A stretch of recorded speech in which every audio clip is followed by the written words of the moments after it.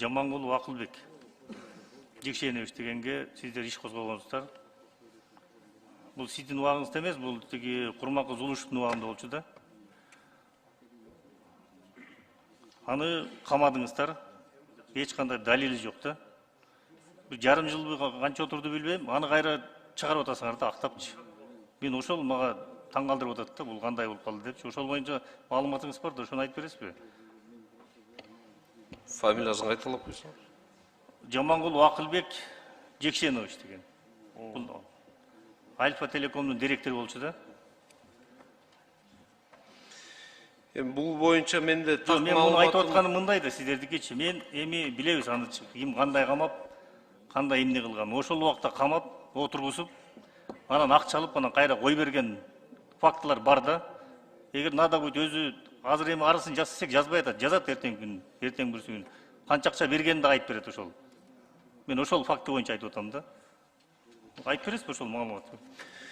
Жок, бул иш боюнча мен Сиз анда жок болчу, сиз да, мен анча мынча колумда жүргөн эле маалыматым бар.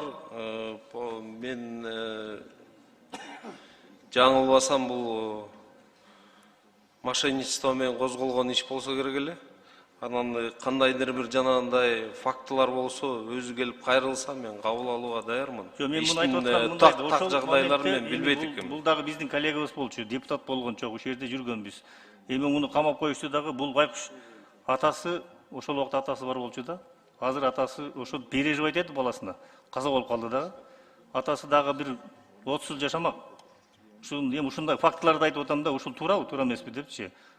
Мындай эми ар бир ишти ошону тергөө болуп атканда, карап атканда камабай деле тергесе болот да. Ал эч жакка качып кетпейт. Мисалы. Ошону айтып атам да менчи. Анан ишти жагып туруп чыгарып койду. Ошону айтып атам, атасы переживать этип отуруп, ошол тиги баласы түрмөдө отурганда мына каза болуп калды атасычы.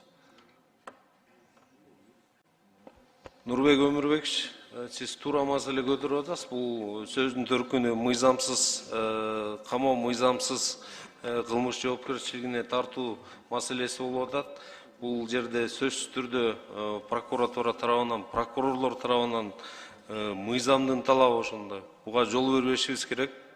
Жол берген кызмат адамдарына сөзсүз түрдө жоопкерчилиги каралыш керек. Бүгүнкү күнгө чейин каралып келатат. Бул сиз айтып аткан конкретный факт боюнча тиги адам өзү кайрылса, мен дагы бир жолу айтам, кабыл алууга даярмын.